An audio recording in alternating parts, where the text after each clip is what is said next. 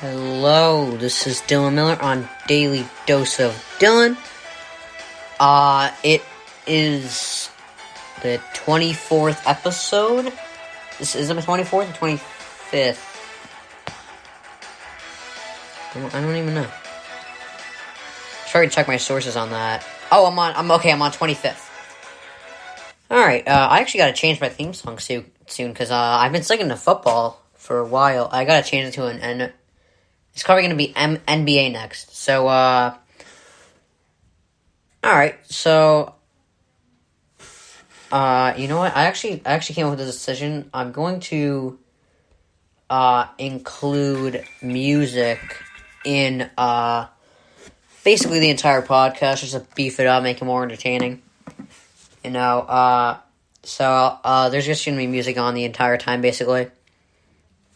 So, here we go. Alright.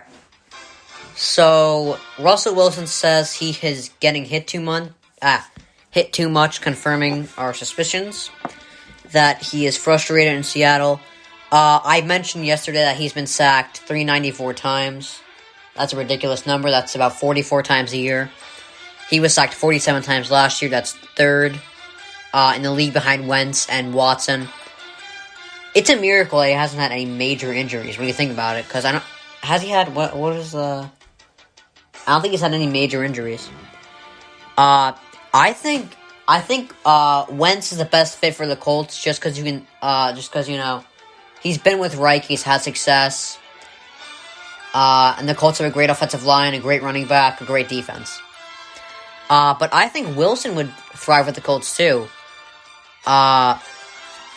Because, you know, they have a bunch of great linemen, and that's what he's looking for. They also have a great defense, and he can do fine with not, you know, that standout receiver. He's proven that over the years. But I still think he will end up in Seattle next year. Back in Seattle next year. I think they're going to draft linemen, because I think this was Wilson's way of saying, alright. He's basically, the great thing about this is he's basically telling the Seahawks, it's like Deshaun Watson. You know, Watson is just saying, I want out. Wilson is saying, I won't go if you do this. So I think they're going to draft linemen. I think they're going to listen to him. Wilson is one of the 3 most valuable players in the NFL. He is the franchise. And I think he's going to wind up back there. Alright. So, alright, here we go. We're on to the basketball portion of things. LeBron is leading in MVP voting. The reason he's there is because he's shooting a career high from 3. He's averaging 25, 8, and 8. He's also had the least rest of any player other than the players on the Heat. That's the amazing thing about the Heat. About the Lakers' success this year. They had a 71-day offseason that's very short for the NBA, while everyone else had like a 285-day. And even the the people who were in the playoffs had like almost 100-day offseason. I think LeBron definitely deserves MVP this year. You know, Curry and Jokic are phenomenal, but they're not winning enough, you know. And with LeBron losing the MVP these last couple of years, it's been proven you have to be the star of the best team in the league to win MVP. The Lakers are also the best defense, and while Anthony Davis is the reason they have that, LeBron is right there next to him, along with being their best offensive player. Now, Joel Embiid. I gotta tell you, LeBron has to be worried about Embiid. I don't know if LeBron really cares about winning MVP that much. I know he likes adding stats, but I don't think he really cares about winning MVP. Well, actually, okay, he did say that it pissed him off that he didn't win it last year, so dismiss that take. But Embiid is a very good contender, but I think LeBron has the edge. Because Embiid has missed 5 games, and no one has won MVP missing more than 71 games in a season. And if Embiid continues to miss games, he's not going to win MVP. But he definitely has a good chance. LeBron and Embiid are right next to each other, and they're neck and neck. I think LeBron's the edge, though. So Kyrie says the Nets are putting it together on the fly. You know, they're kind of just feeling it out. But their defense is worse than I thought. The Pistons are the worst team in the league, record-wise.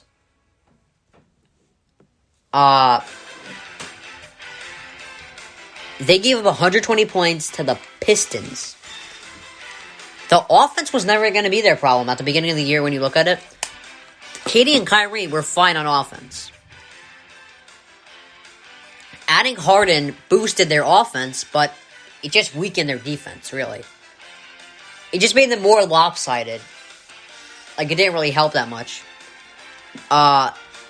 Every NBA champion in the last 30 years has had a top 11 defense. The Nets are 27th. They only have KD on defense. And when you have 2 of the 5 best scorers ever, but you need them to protect the rim and perimeter, I mean, offense was never going to be the problem. They already had 1 of the 5 greatest scorers ever. I mean, now you have 2, that's great, but, you know, it's like, you need rim protection and perimeter defense. I think I said this. They should have went for Gobert. Gobert is the guy they should have went after. And I didn't think the Nets would be that good. They definitely have worked out better than I thought. Because not only did I think that their defense was not good at all, but I thought it would be they had a tough time sharing the ball, which makes their offenses dysfunctional. But they proved me wrong there, but they did not prove me wrong on the defensive side yet.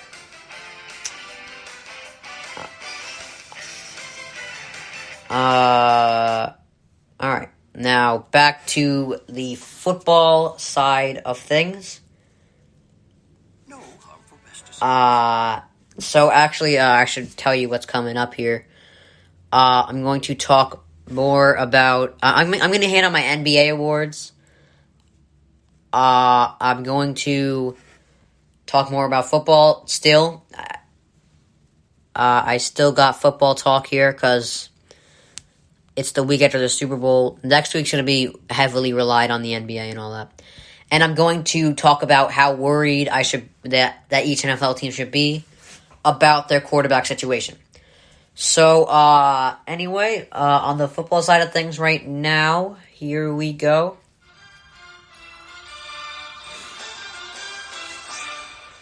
Alright. So, Brett Favre said that, Brady was the missing piece of the Bucs, and that no other quarterback would bring them to the Super Bowl. And honestly, Brady has been so great about at turning franchises around. The first year he played with the Patriots, they won the Super Bowl. I mean, that's ridiculously good. I mean, he took a non-playoff team this year to a Super Bowl team, and they looked, I mean, the Saints lost by 10. The football team lost by more than 1 score. The Packers only lost, and they crushed the Chiefs. So they kind of got past every team except the Packers pretty easily. You know, and what's great about him is he's great at making people feel welcome. You know, I think there are other quarterbacks that could have led the team based on their talent. Like Aaron Rodgers' talent could probably lead the Bucs to the Super Bowl. But leadership is a big factor, and I'm not saying Rodgers isn't a good leader. He's a phenomenal leader.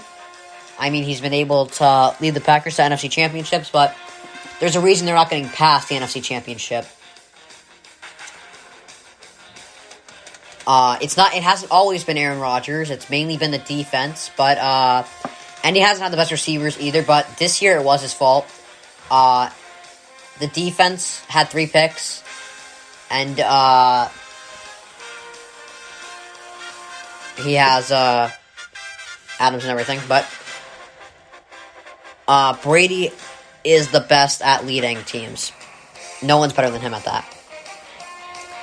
So, the Eagles' offer is reportedly laughable. I mean, they have a tough sell, because, I mean, Wentz had a horrific season last year. I mean, he had a terrible rookie season last year. 57% completion percentage, and the most giveaways by him, by the way. I mean, 2 first-rounders is laughable.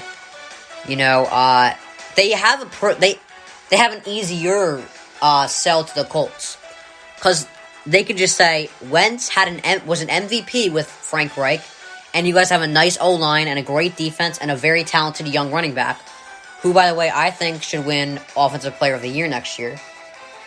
I think he's going to really break out. So that's an easy sell for them to the Colts. Easier, it's still not easy, because, I mean, they can also be like, we're good. We're going to go to the draft instead. Alright. So, back to basketball here. Curry led the Warriors over the Spurs. I don't think anyone forgot how good Curry was. I think they just didn't really mind talking about him last year because he had a broken hand. He's absolutely a top player. And I kind of have standards set pretty high for players like Curry. Because no matter your supporting cast, when you're a player like Curry, you should be 500 or above. No matter the supporting cast. And Curry is 500 or above. So right now he is doing what I think a superstar should do. Because really, when you're a player like Curry, you should... The supporting cast shouldn't matter.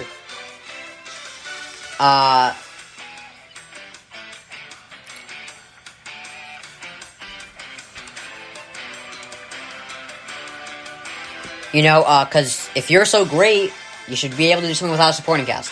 LeBron made it to the NBA Finals without one supporting cast, you know? So the fact that Curry is 500 and above right now, it's good for him. I would love to see a Warriors-Lakers first round. I think it's a sweep by the Lakers normally, but I would love to see Curry do a 2018 LeBron thing where you win 1 or 2 games in the series. He's not going to beat the Lakers. It could be a 5 or 6 game series, though, if Curry is, in fact, as good as people say. So I was going to give my NBA awards out.